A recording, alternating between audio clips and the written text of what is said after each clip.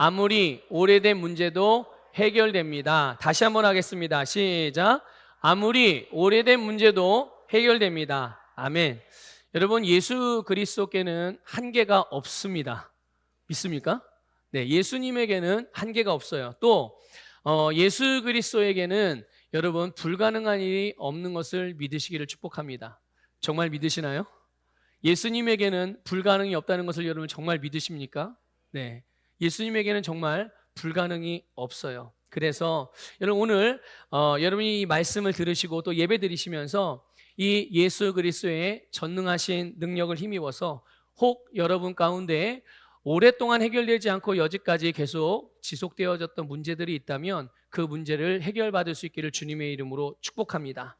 오늘 본문에서 보면 예수님께서 유대인의 명절에 예루살렘에 올라가셨어요. 예루살렘에 올라가셨고, 근데 거기에는 양의 문이 있습니다. 양의 문이 있고 그 곁에 베데스다라고 하는 연못이 있는데 거기에 이제 행각이 5개가 있었어요. 그래서 거기에 이제 그 행각에는 수많은 병자들이 있었습니다. 오늘 여러분 본문에서 읽은 것처럼 여러 가지 종류의 질병으로 어려움을 당하는 그런 사람들이 그 행각을 가득 채우고 메우고 있었어요. 근데 그런 가운데 오늘 본문에서도 보듯이 38년 된 병자. 근데 이 38년은 그냥 만성적으로 어떤 질병이 걸려서 그런 정도가 아니라 38년 동안을 한 자리에 누워서 거동을 할 수 없는 상태로 38년을 지냈던 사람인 거예요. 그게 질병의 병명은 정확히 나오지 않아서 알 수 없겠지만 어쨌든 스스로는 움직일 수 없는 그런 지경에 이르렀던 이 38년 된 병자, 이 사람도 역시 이 행각에 있었습니다. 여러분 38년, 혹시 38년 감이 이게 좀 오십니까? 얼마나 오랜 시간인지? 만약에 우리의 인생을, 사람의 목숨을 120년이라고 한다면 120년이라고 한다면 38년은 얼마나 되는 거죠? 3분의 1 정도 되는 거예요. 한평생을 살아가는데 3분의 1을 자리에서 한 번도 일어나 보지도 못하고 누구의 도움도 없이 그냥 누워서만 살아야 돼요. 끔찍하죠? 네. 인생을 여러분 80년이라고 생각해 보세요. 120년까지는 아니더라도 80년이라고 생각해 본다면 인생의 절반을, 자기의 인생의 절반을 이 자리에서 일어나 보지도 못하고 힘도 써보지도 못하고 그러고 지냈다.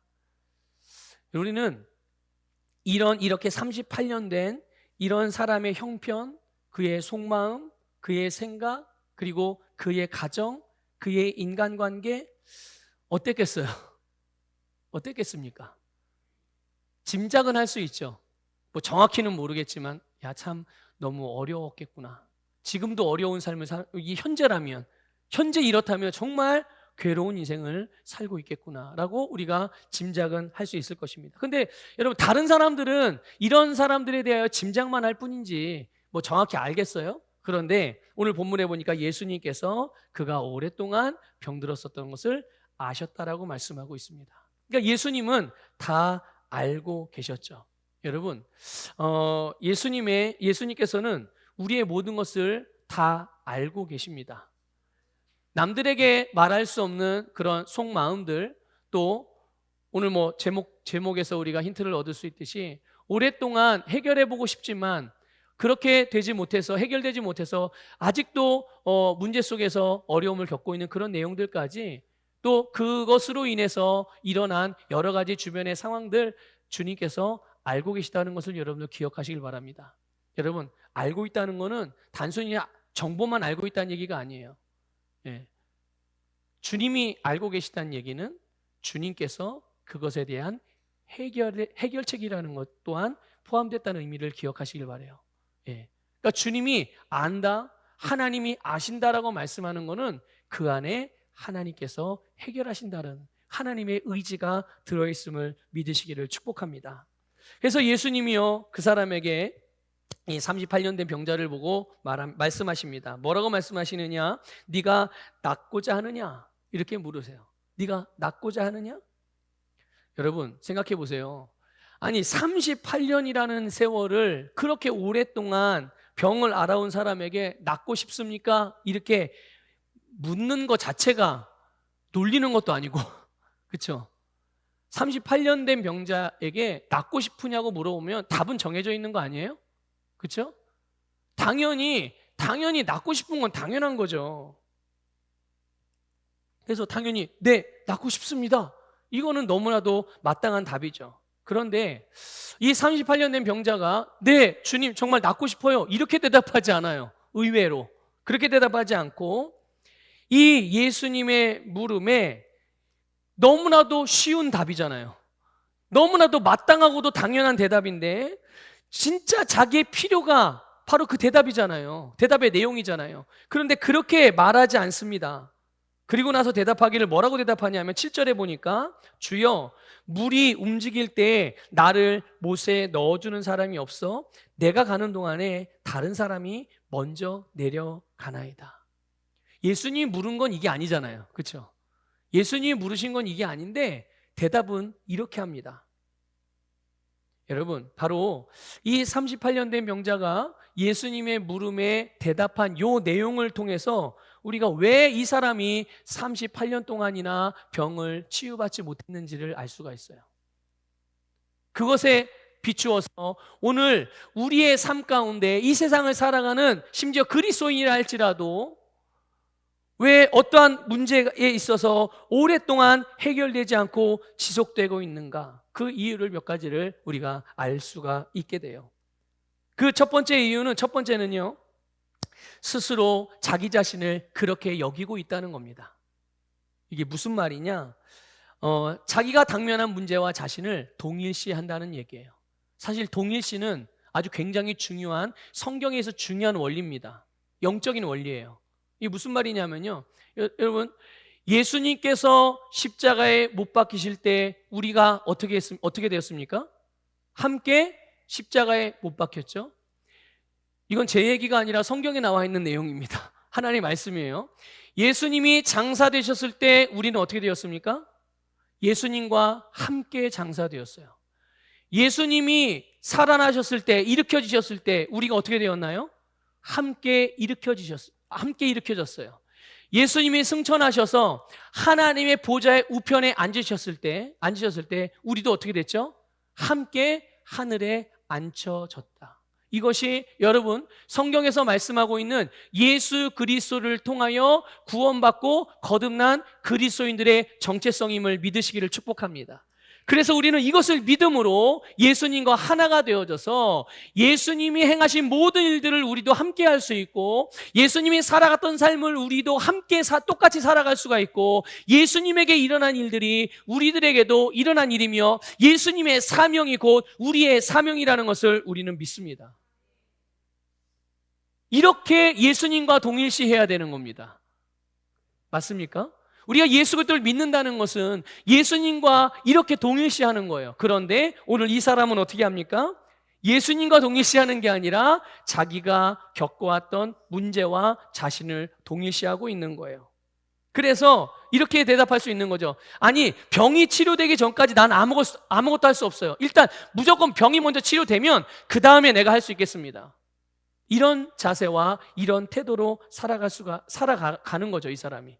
그러니까 병이 치료되기 전까지 자기는 계속 어떤 사람인 거예요? 병든 사람, 아무것도 할 수 없는 사람, 누군가의 도움을 받아야만 되는 사람, 누군가 자신을 위해서 뭔가를 해줘야 되는 사람, 계속 그렇게 살아가는 사람으로 본인이 자신을 그렇게 여기고 있는 것이죠. 여러분, 38년이라는 시간 동안 이 질병의 문제가 계속되었기 때문에 질병과 그리고 질병으로 인해서 경험했던 모든 일들, 이것을 통해서 뭔가 자기는 지식을 분명히 얻었을 겁니다. 경험적인 지식을 갖고 있는 거예요.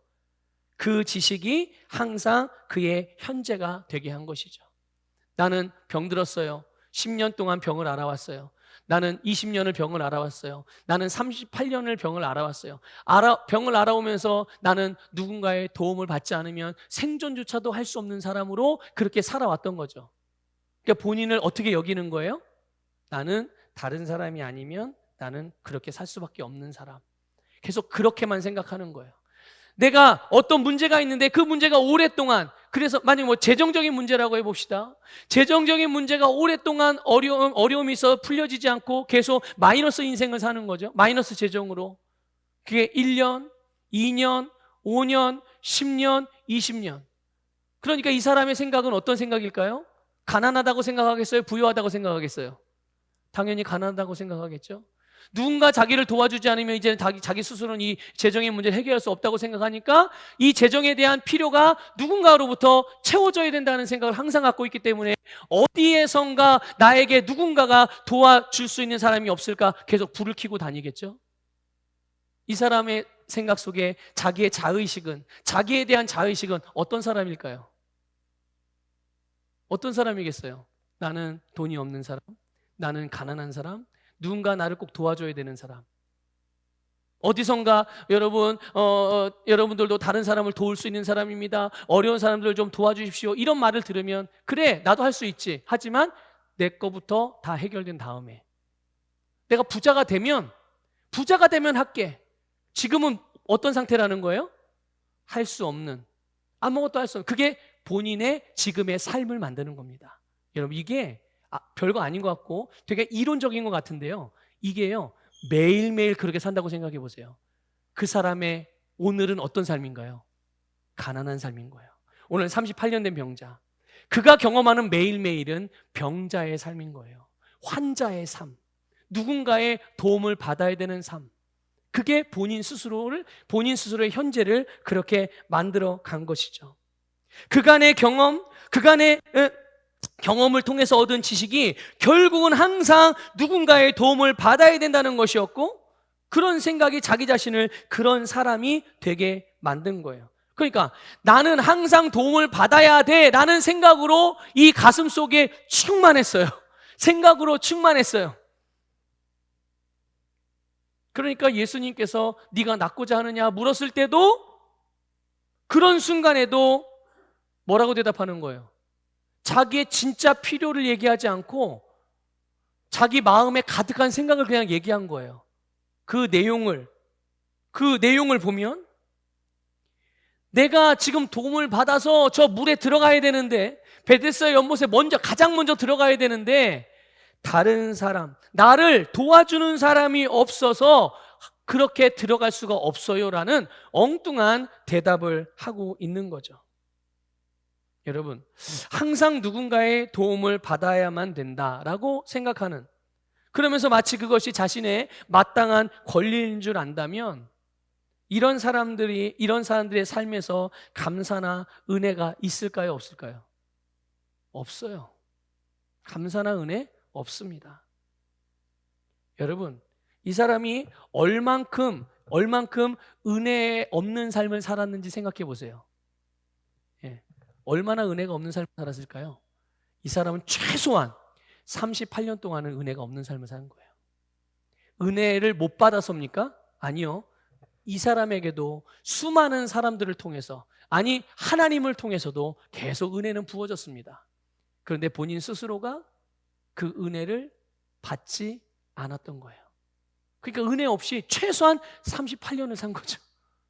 이 사람에게 감사 없는 삶, 여러분, 이 사람에게 감사가 없는 삶을 얼마나 살았을까요? 감사한 일들이 많이 있었음에도 불구하고 최소한 38년 동안은 감사한 인생을 살지 못했던 거예요. 여러분 생각해 보세요. 세상에 그렇게 은혜도 없고 감사가 없는 삶을 그렇게 오랫동안 살았다고? 우리가 이렇게 생각해 보면 되게 끔찍하게 생각되잖아요. 야, 이런 삶을 살면 안 되겠는데?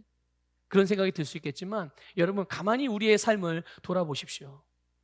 하나님의 은혜가 계속 공급이 되어지고 있고, 하나님께서 여러 방면들을 통해서 하나님의 축복과 아름다운 기회들을 늘 제공해 주심에도 불구하고 우리는 그 앞에서 하나님의 은혜에 감사하거나 감격하거나 은혜에 합당한 삶을 살아가고 있는가? 늘 언제나 문제에 동일시되어져서 문제로 말미암아 계속 그 앞에 그 문제 속에 매몰되어져서 그 모든 것들로부터 구원하신 하나님의 아름다운 영광과 그 은혜를 우리가 믿음으로 받아들이지 못하는 이런 부분들이 있을 수도 있는 거거든요. 그래서 여러분 이 사람의 인생을 보면 누군가를 돕거나 다른 사람들의 형편을 살핀다, 그래서 다른 사람들의 필요를 좀 채워준다, 주는 삶, 엄두도 낼 수 없는 생각이죠. 이런 생각은. 이 38년 된 병자에게는. 그래서 이 사람이 참으로 안타까운 인생인 겁니다. 이런 인생이 안타까운 인생. 문제 때문에 안타까운 게 아니에요. 그 문제로 말미암아 본인 스스로가 문제적인 삶을 살아가고 그런 선택을 하는 것이 문제인 것이죠. 이런 마음이나 이런 생각이나 이런 태도로 자기 자신을 묶어두고 그것을 벗어나지 못하고 그 영향 아래, 그 문제의 영향 아래에서 그 문제가 해결되기까지는 나는 그럴 수밖에 없다고 여기고 그렇게 자기 연민에 빠져서 살고 있는 한 그 문제는 해결되지 않고 계속되는 겁니다. 그 문제는 계속되는 거예요. 이렇게 되면. 여러분, 과거의 상처나 또는 과거의 어떤 시련으로 인한 여러 가지 고통도 마찬가지예요. 자기가 겪은 과거의 상처와 부정적인 경험들 때문에 지금 나는 이렇게 될 수밖에 없었어. 지금 나는 이런 모습일 수밖에 없다고 여기는 거죠.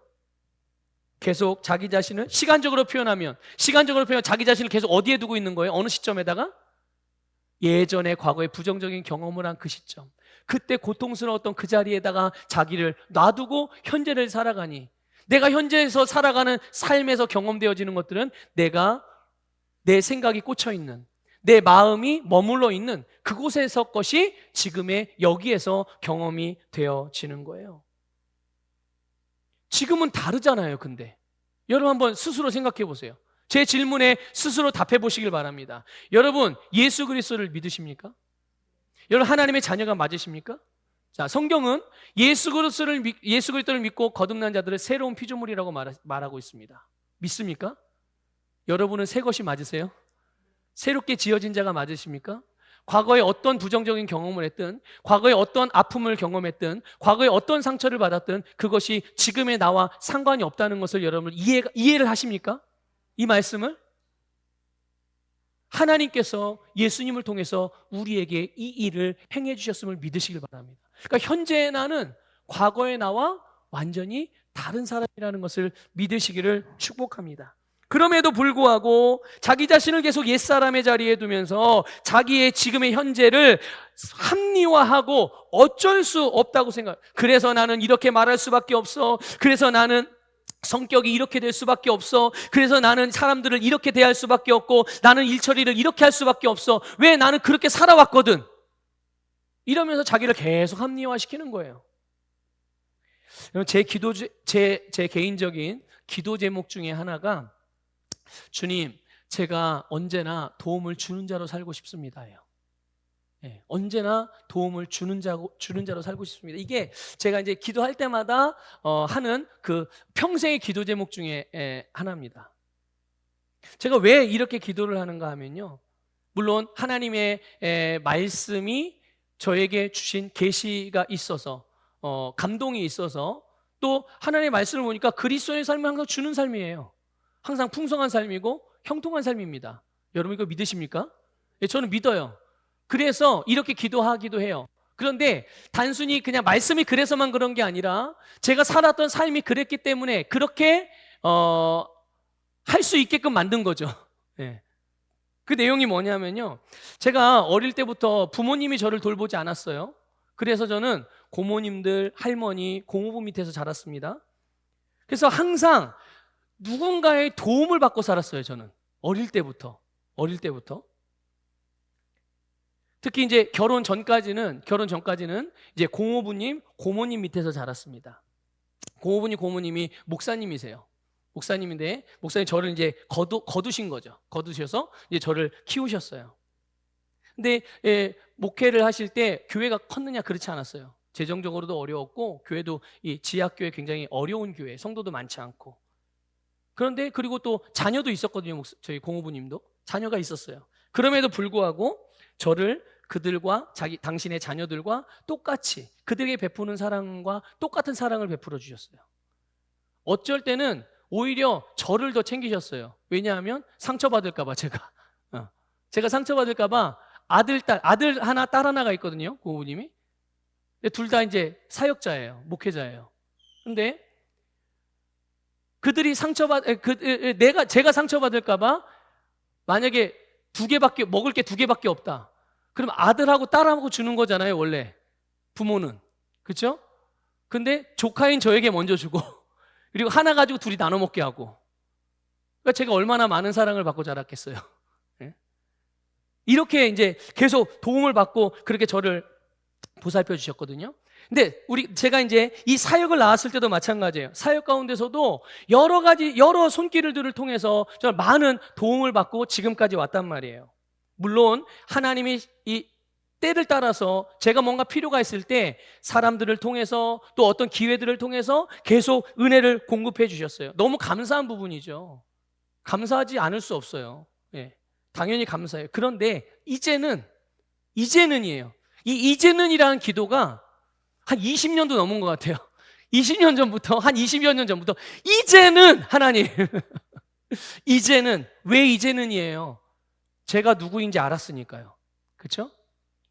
제가 하나님의 자녀이고 하나님의 사역자이고 하나님의 축복을 공급하는 축복을 흘려보내는 통로니까 하나님의 것들을 가지고 이제는 저도 다른 사람들을 돕고 다른 사람들을 섬기고 하나님이 주라고 한 것들을 내어주며 그렇게 살고 싶습니다.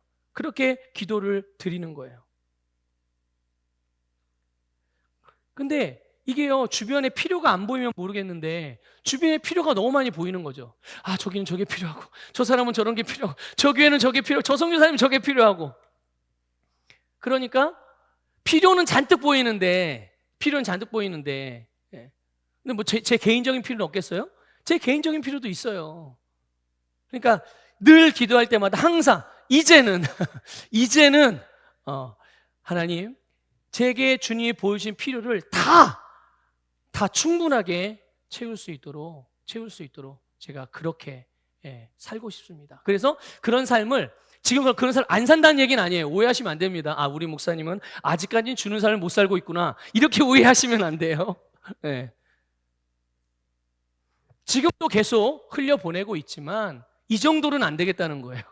왜냐? 필요가 더 보이니까. 안 보이면 괜찮아요. 요 정도만 딱 보이면 이렇게 하면 돼요. 근데 계속 필요는 점점 늘어나니까. 물론 여기에도 영적인 귀한 원리가 있죠. 필요가 보인다는 얘기는 그만큼 제가 감당할 영역들이 확장된다는 뜻이에요. 그래서 여러분, 이걸 불평이나 원망으로 가져가지 않습니다. 절대로. 감사함으로 가져오는 거죠.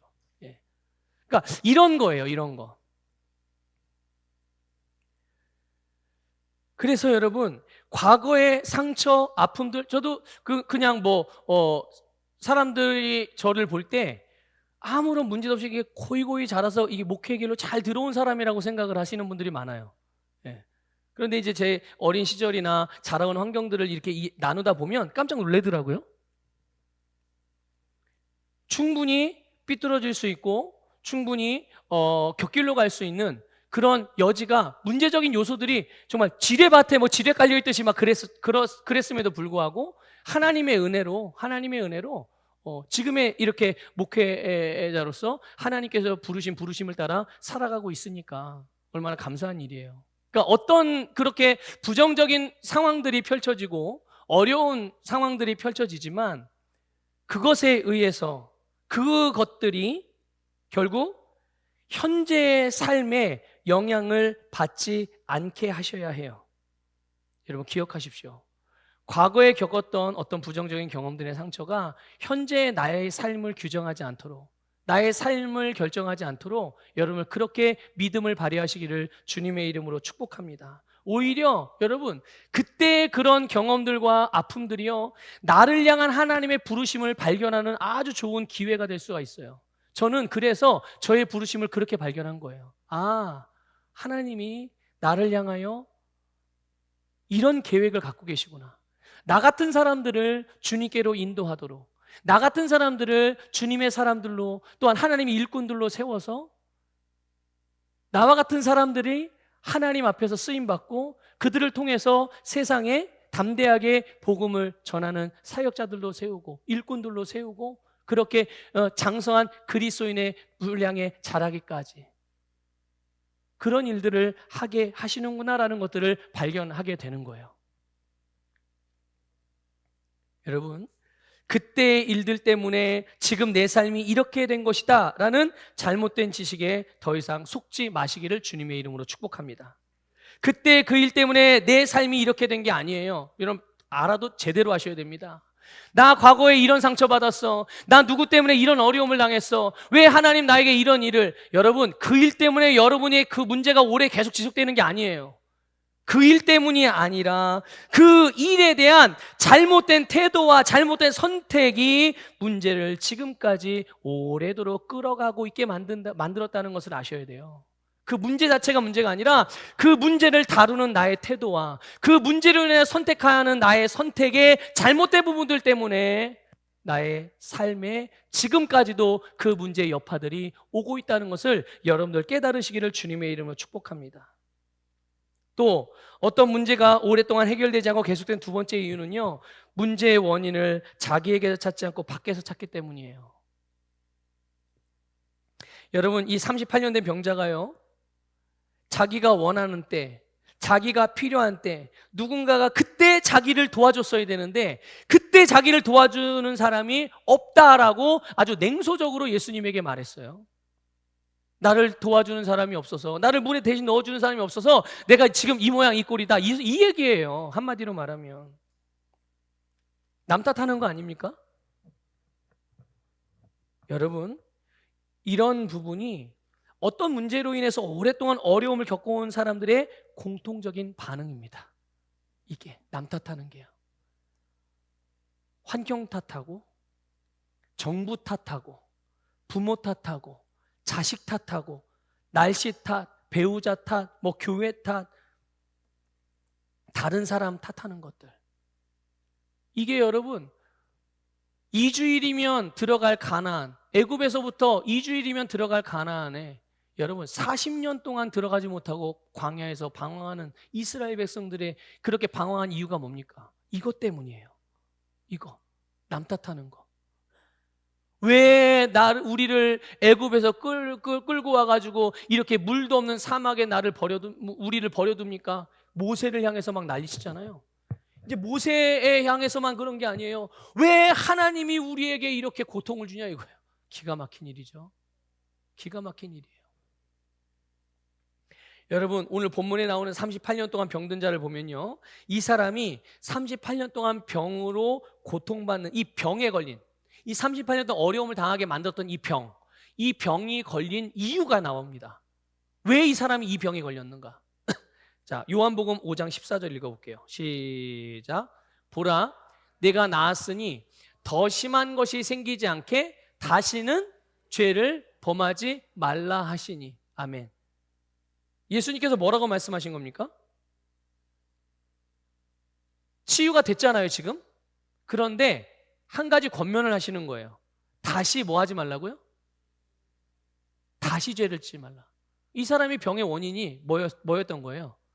무슨 죄인지는 모르지만 이 사람이 어떤 죄로 인해서 그 죄로 인해 걸린 병이 걸렸고 그 병 때문에 38년 동안을 고통받은 거예요. 여러분 모든 병이 죄를 지어서 걸리는 건 아닙니다. 그렇죠? 물론 병의 근본적인 원인은 죄죠. 그러나 내가 몸 관리를 잘못해 너무 피곤하게 그래도 병이 걸리잖아요.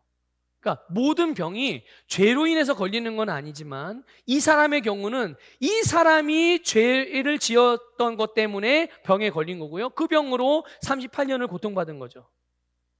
여러분 근데 이 얘기를요 여러분 잘 생각해 보셔야 돼요. 잘 묵상해 보셔야 됩니다.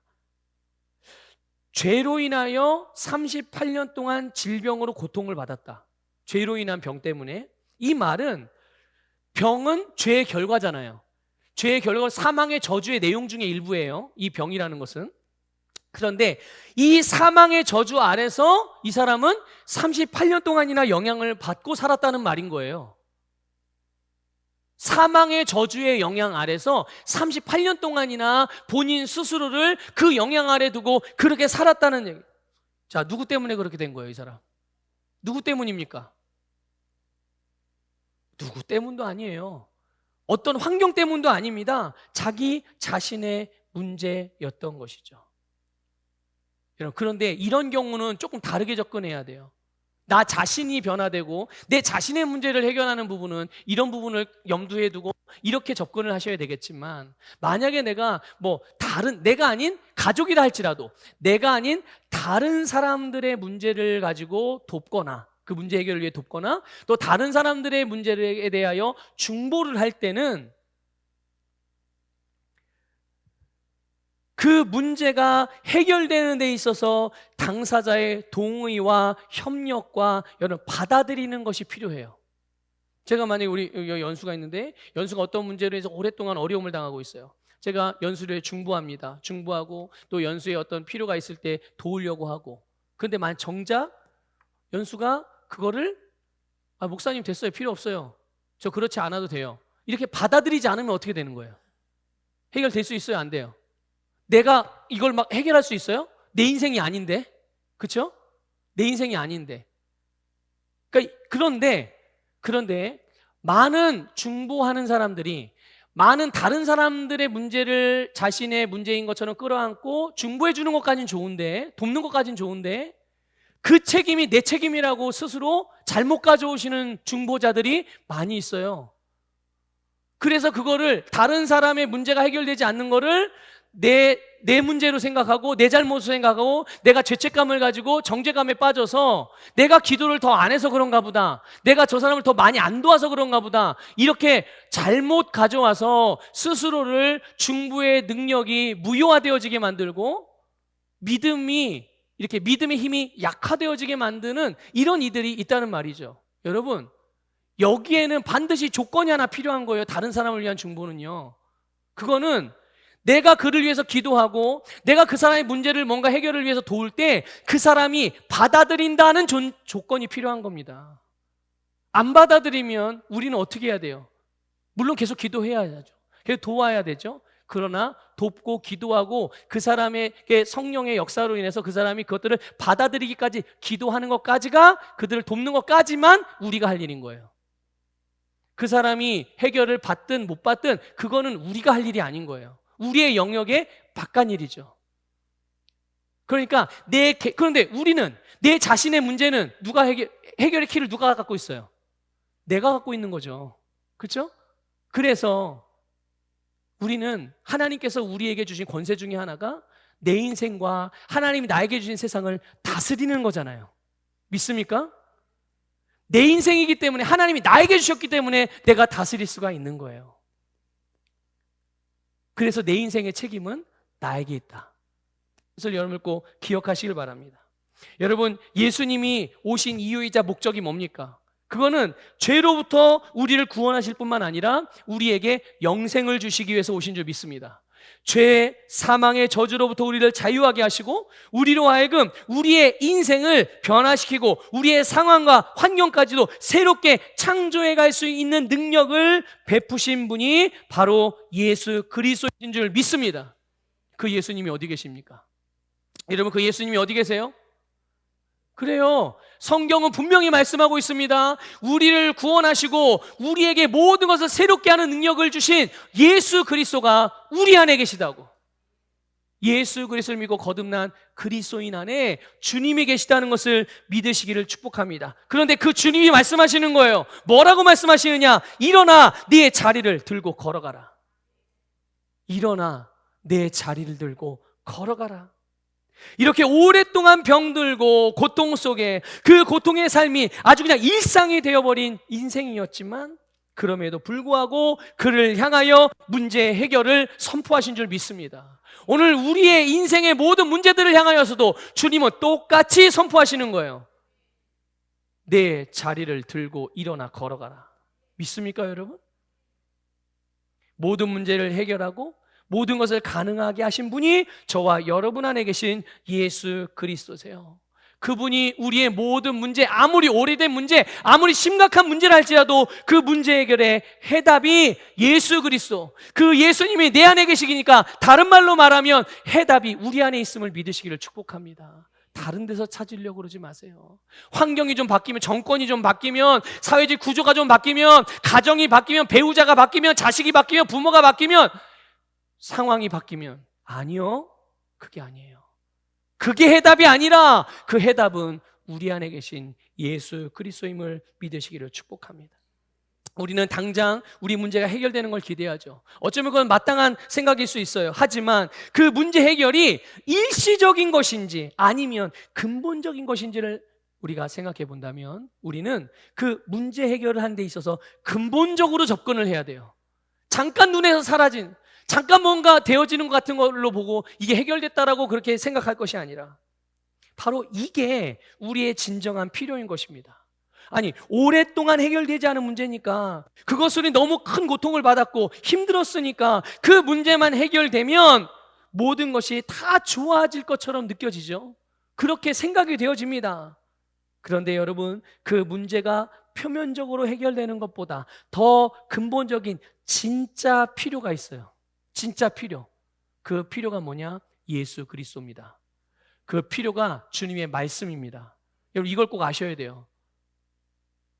여러분, 그리스도인들 가운데, 여러분, 제가 말할 그리스도인이라고 말할 때는, 제가 그리스도인이라고 말할 때는 거듭나지 않은 채로 교회 다니는 사람들을 말하는 게 아닙니다. 여러분, 거듭나지 않았어도 교회 다니는 종교인들 많습니다. 그리고 어디 가서 이력서에 쓸 때 자기 자신을 기독교인이라고 써요. 그런 사람들은 여러분 그리스도인이 아니에요. 거듭나지 않은 사람들은 죄송하지만. 그럼 그리스도인은 어떤 사람이 그리스도인입니까? 예수 그리스도를 믿고 거듭난 사람이 그리스도인이에요. 믿습니까, 여러분? 예. 그리스도인들 가운데 예수님이 없는 사람이 있나요? 그리스도인 가운데. 그리스도인이라면 예수님이 없는 사람 없어요. 믿습니까, 여러분? 여러분 착각하시면 안 돼요. 그리스도인임에도 불구하고 예수가 없는 사람이 있습니다. 이런 말에 속으시면 안 됩니다. 그리스도인이면 그에게는 반드시 주님이 함께 하십니다. 자, 또 그리스도인인데 말씀이 없는 사람이 있나요? 그리스도인인데 말씀이 없는 사람이 있어요? 아니, 주님이 있는데 어떻게 주님이 말씀이 없어요? 똑같은 말인데. 말씀이 육신이 되어 오신 분이 주님이시잖아요. 똑같은 말이에요. 주님이 계신데 말씀이 없다, 이건 있을 수 없는. 말씀은 있는데 주님은 없다? 둘 다 틀린 말이에요. 주님이 계시면 말씀도 있고 말씀이 있으면 주님도 있는 거예요. 그런데 그리스도임에도 불구하고 오랫동안 어떤 문제로 계속 고통받고 있다면, 그 문제가 해결되지 않고 있다면 나와 함께 계시는 예수 그리스도, 나에게 지금까지도 말씀을 주시는데 그 주님 앞에, 그 주님의 말씀에 내가 믿음으로 반응하지 않고 있는 부분이 있는 겁니다. 너무 길게 말해서 잘 또 헷갈리시나요? 네. 내가 그리스도인이에요. 내 안에 예수 그리스도가 계세요. 내 안에 주님의 말씀이 있어요. 예수 그리스도의 해답이라고 말씀드렸잖아요. 그런데도 불구하고 오랫동안 계속 어떤 문제가 풀려지지 않고 계속 그것으로 고통받고 있어요. 그러면 어느 부분에 있어서는 내가 내 안에 계신 예수 그리스도의 인도하심과 그분의 말씀하심 앞에 믿음으로 반응하지 않고 있는 부분이 있다는 말이에요. 이걸 여러분을 꼭 아셔야 되고요. 이것들을 반드시 해결하시기를 주님의 이름으로 축복합니다. 바로 이것이 우리의 진짜 필요한 거예요. 말씀도 있어요. 예수 그리스도도 있어요. 그런데 믿음으로 반응하지 않아요. 이게 문제가 오랫동안 지속되어져 온 아주 중요한 이유인 것이고, 만일 우리에게 진짜 필요가 있다면, 당장 문제가 해결되는 게 필요가 아니라 진짜 필요가 있다면 내가 말씀에 믿음으로 반응하는 것이 필요한 겁니다. 말씀에 믿음으로 반응하는 것. 여러분, 아무리 주님이 나와 함께 계시고 아무리 나에게 좋은 능력의 말씀, 아무리 중요한 말씀을 주신다고 해도 내가 주님의 인도를 받는 것, 주님이 주신 말씀으로 변화되고 교정되고 말씀을 따라 행하는 것에 대하여 받아들이지 않으면, 지금까지 살아왔던 방식을 계속 고수하고만 있다면 변화는 요원한 일이 되는 겁니다. 다른 사람의 변화는 볼 수 있을 수 있어요. 왜냐? 다른 사람들 믿음으로 반응하니까 그만큼 변화가 되는 거거든요. 말씀을 따라 행하니까요. 그런데 나는 보기만 하고 누릴 수가 없는, 경험되지 못하는 이런 안타까운 일이 벌어지는 거죠. 여러분, 이런 차원에서 오늘 주님이 이 38년의 병자에게 물으신 물음, 네가 낫고자 하느냐? 이 질문을 우리 스스로에게 해보십시오. 내가 치유되기를 원하느냐? 네가 너의 그 문제를 해결받기를 원하느냐? 여러분, 아멘이 되시기를 주님의 이름으로 축복합니다. 아멘이 되길 축복합니다. 자, 이제 이 38년 된 병자가 낫게 되면 이 사람에게는 어떤 일이 일어날까요? 병이 나으면 분명한 변화가 일어납니다. 분명한 변화가 일어나요. 아주 뚜렷한 변화가 일어나죠. 어떤 일이 일어납니까? 어떤 변화? 이제는 벌떡 일어나겠죠. 자기 힘으로 걸어 다니겠죠. 자기 힘으로 막 가고 싶은데 갈 수 있겠죠. 자기가 하고 싶은 일 막 다 할 수 있겠죠. 네. 아주 근본적으로 그의 삶에 달라지는 부분이 있어요. 겉으로 드러나는 것도 달라지지만 근본적으로 달라지는 것. 그게 뭐냐면요. 이제는 이전처럼 다른 사람의 도움으로 살아갈 수 있는 명분이 사라지게 됩니다. 지금까지는 병들어서 아무도 움직일 수 없으니까 다른 사람에게 도움을 구하는 게 어떻게 보면 그냥 이 사람에게는 그냥 마땅한 이유가 될 수 있을 수 있어요. 보세요, 저 걷지 못하잖아요. 그러니까 당신 도와주세요. 이게 되는 거예요.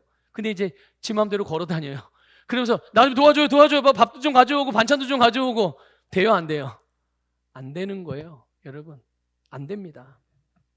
그리고 이제는 더 이상 자기의 삶에 대해서 다른 사람에게 책임을 돌릴 수 있어요, 없어요?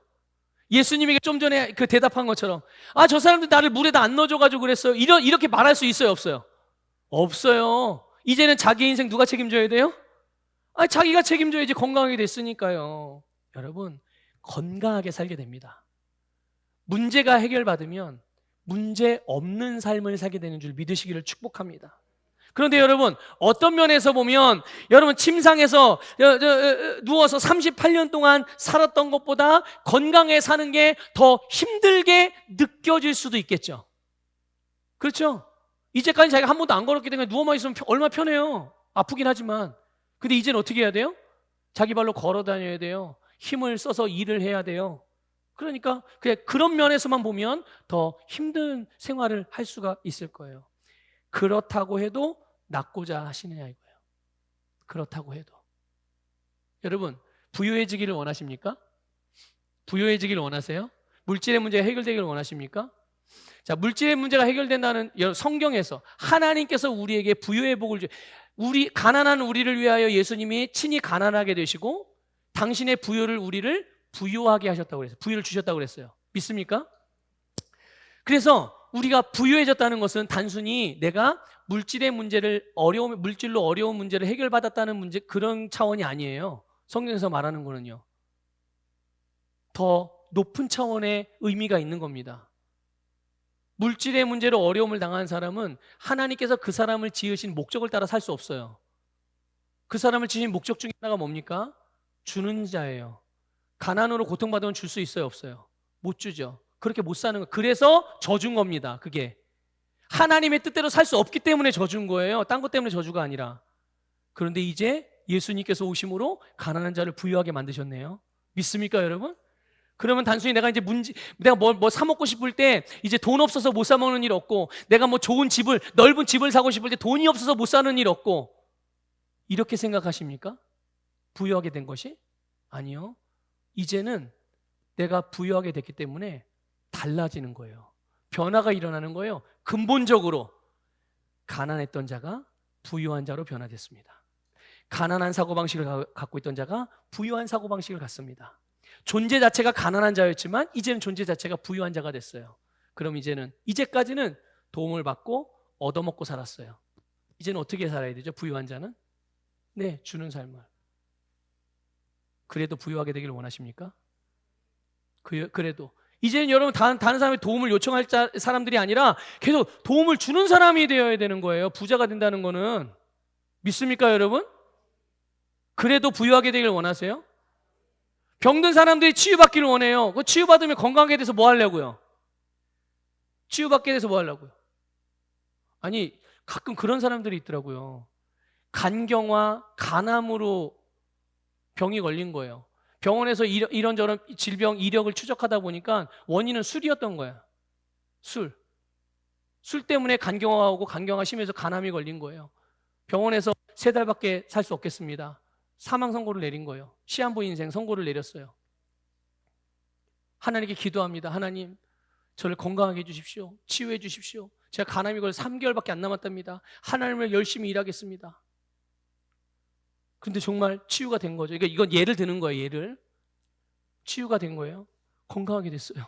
간이 새롭게 완전 재생이 된 거죠. 하나님 새로운 간으로 넣어주신 거예요. 썩은 간 빼내고, 예? 기적으로. 그랬더니 건강해지니까 몸에 활력이 돌잖아요. 피가 잘 돌고, 온갖 독소가 잘 해독이 되고, 얼굴색도 까맣던 색이 아주 살결같이 그렇게 이렇게 환해지고. 그랬더니 옛날에 먹던 술 맛이 생각나네. 친구한테 얘기합니다. 내가 간 때문에 아파 술을 못 먹었는데 이제 건강해졌으니까 이제 마음껏 마셔도 돼. 그러라고 하나님이 치유해 주신 겁니까? 그런 겁니까, 여러분? 몸이 건강하게 되면 건강한 몸을 가지고 주님께서 우리에게 살라고 하신 삶을 살아야죠. 맞습니까, 여러분? 네. 그런데 건강하게 되고 나니까 왜 목사님이 안 하던 새벽 기도하라고 그러고, 왜 안 하던 화장실 청소하라고 그러고, 왜 그전엔 안 시키던 식당 봉사하라고 그러고, 저래 아플 땐 안 그러더니 아프니까 너무 당연한 거 아니에요? 아프니까 안 시키는 게 아니라요, 못 시키는 겁니다, 여러분. 여러분, 영적으로 어린아이들에게, 영적으로 어린 성도들에게, 영적으로 성숙한 사람들이 할 수 있는 일을 맡길 수 있을 것 같습니까? 못 맡기는 거예요, 여러분. 그건 안 맡기는 게 아니라 못 맡기는 겁니다. 그걸 아셔야 돼요. 그래도 건강하게 되길 원하십니까? 네? 그래도 우리의 인생에서 문제가 해결된 다음에 그 문제 해결 자체가 목적이 아니라니까요. 우리는 하나님께서 우리에게 살라고 하신 가장 최고의 삶을 살아가는 자임을 믿으시기를 축복합니다. 그래서 여러분, 그거를 하나님의 은혜로 여기실 줄 알아야 돼요. 제가 가끔 예를 들잖아요. 제가 아는 목사님이요, 어느 성도가 차를 한 대 사주셨어요. 그 당시에 되게 좋은 차. 순위로 따지면 한 세 번째 정도 되는 차, 우리나라 차 순위로 따지면 세 번째 정도 되는 차를 사줬어요. 성도님이 목사님한테. 1년도 안 탔어요. 목사님이 한 7, 8개월 탔나? 근데 그 교회에 철야를 나오는 성도님이 있었어요. 근데 그분이 좀 어렵게 사시는 분이었는데 트럭을 타고 다니세요. 1톤 트럭, 이제 포터를 타고 다니는데 애가 둘이 있었거든요. 유치원 다니고 초등학생이고. 근데 걔네들을 전대 철야로 오니까 업고 와야 되잖아요. 업고 와야 되니까 차에다가 용달차에 포터 뒤에다가 꾸겨놓고 오는 거예요. 집사님 부부. 이거를 너무 안타깝게 여기는데 기도하시다가 그 사람에게 이 차를 줘야 되겠다는 감동이 되셨대요. 그래서 덜컥 주셨어요. 그 집사님 내외에게 그 차를. 그 당신은 그레이스 봉고 타고 다니고. 그래서 그분이 그걸 이제 명의전화 다 했단 말이에요. 명의전화에 돈 들어요, 안 들어요? 명의전화면 돈 들어요, 안 들어요? 들죠? 네. 어렵게 사시는 분이니까 그것도 목돈인 거예요. 비싼 차 받아서 좋긴 좋은데 아마 거기서부터 아마 뭔가 마음에 불편함이 있었던 것 같아요. 한 몇 달 지나고 나니까요, 목사님이 괜히 자기한테 찾아가지고 기름값 들어, 보험료 들어, 안 나갈 돈이 든다고 그렇게 얘기를 하는 거예요. 말이 되세요, 이게? 아니, 돈이 안 되면 팔아서 작은 차 사든가. 그럼 되는 거 아니에요? 이렇게 사는 사람도 있더라고요, 정말. 이렇게 살아가는 사람이 있어요. 결국 교회 떠나시더라고요. 결국 차 가지고. 그래서 놓고 가진 않고 가지고 가시더라고요. 그래서 저는 그걸 보면서 참 사람들의 이 생각이나 사고방식이 저렇게 살 수밖에 없겠구나. 저렇게 살 수밖에 없겠구나. 여러분, 우리 서부교회 성도님들은 부유한 자로 사십시오. 건강한 자로 사십시오. 모든 것이 가능한 자로 살아가시기를 주님의 이름으로 축복합니다. 여러분, 주님께서 우리에게 행하신 일, 주님께서 우리에게 주신 말씀은 다 은혜이고 축복입니다. 어느 것 하나 감사하지 않을 것이 없어요. 모든 것이 은혜고 감사의 이유이자 내용인 줄 믿습니다. 그래서 여러분, 우리는 주님께 다른 것 설명하려고 하지 마십시오. 주님 앞에 다른 거 설명하려고 하지 마세요. 혹시 그 다음에 좋지 않은 내용이 일어날까 봐 걱정하거나 두려워하지도 마시기를 주님의 이름으로 축복합니다. 오늘 이제 이런 말씀을 들으면 정말 내가 치유받으면 또 봉사만 계속 해야 되는 거 아니야? 내가 이 물질의 문제 해결되면 또 헌금 많이 해야 되는 거 아니야? 이런 분들에게는 이런 분들은 어떻게 도와드려야 될까요? 답을 좀 알려주세요, 여러분. 이런 분들은 없으시겠죠? 네, 절대 이런 분들 있으시면 안 돼요. 혹시 그렇다면 변화 받으시길 축복합니다. 네, 여러분. 오늘 본문의 병자 38년이나 고통 중에 있다는 것을 예수님이 알고 계셨어요. 그것처럼 내가 무엇 때문에 아프고 내가 무엇 때문에 고통스럽고 내가 얼마나 괴로운지 주님은 알고 계세요. 중요한 것은 내가 낫고자 하느냐예요. 여러분, 낫고자 하십니까?